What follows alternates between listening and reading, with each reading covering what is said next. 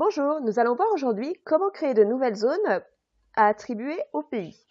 Donc les zones vont servir principalement pour tout ce qui va être transporteur, pour le paramétrage des transporteurs et pour indiquer des tarifs en fonction des pays sélectionnés, ou plutôt en fonction des zones.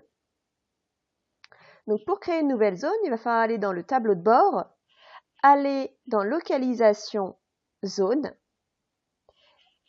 et nous voyons que par défaut, il y a déjà un certain nombre de zones existantes.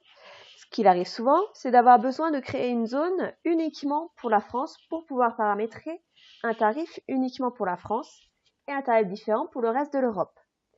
Donc pour créer une nouvelle zone, on va faire créer une zone, indiquer le nom, donc par exemple France, choisir est-ce qu'elle est active ou non sur le site et enregistrer.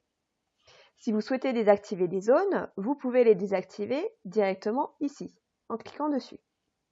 Ainsi, tous les pays de cette zone-là deviendront inaccessibles pour votre site, pour passer des commandes sur votre site. Donc une fois que j'ai créé ma zone, il va falloir que j'aille l'attribuer à des pays. Donc pour l'attribuer, je vais aller dans Localisation pays,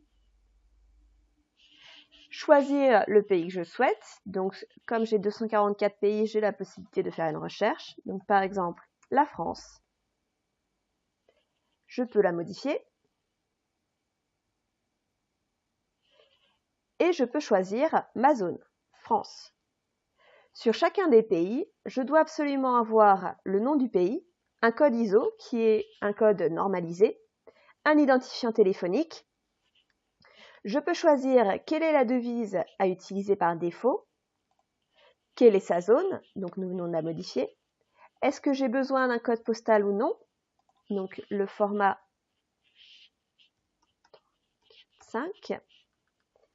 Donc le format, tout est décrit ici, L pour les lettres, N pour un nombre, où j'indique après le nombre de caractères nécessaires. Quel est le format de mon adresse? Donc ici pour les clients, j'exige un nom de famille, un prénom, leur date d'anniversaire, email, un site web, une société, un SIRET. Je peux exiger également pour les adresses, je vais exiger la société, un nom de famille, un prénom, adresse 1, adresse 2, code postal, ville, autre, téléphone, téléphone portable, numéro de TVA, et DNI. DNI qui peut correspondre par exemple à votre numéro SIRET. Donc j'ai un certain nombre d'éléments qui existent. Je peux choisir d'activer ou non ce pays. Je peux indiquer est-ce qu'il contient des États ou non. Est-ce que j'ai un numéro d'identification fiscale? Et comment j'affiche les prix? Est-ce que c'est en TTC ou en hors taxe? Et ensuite, je peux enregistrer. Donc dans le cas où, mettons, j'ai cliqué sur oui, sur l'ajout d'État. Il va falloir ensuite que j'aille attribuer les États. Donc pour faire ça, je vais aller dans Localisation État et je retrouve 312 États qui sont déjà créés. Donc ces États, si je le souhaite, je peux savoir les États qui sont attribués uniquement aux États-Unis, par exemple. Donc là, je vois, j'ai cliqué sur réinitialiser,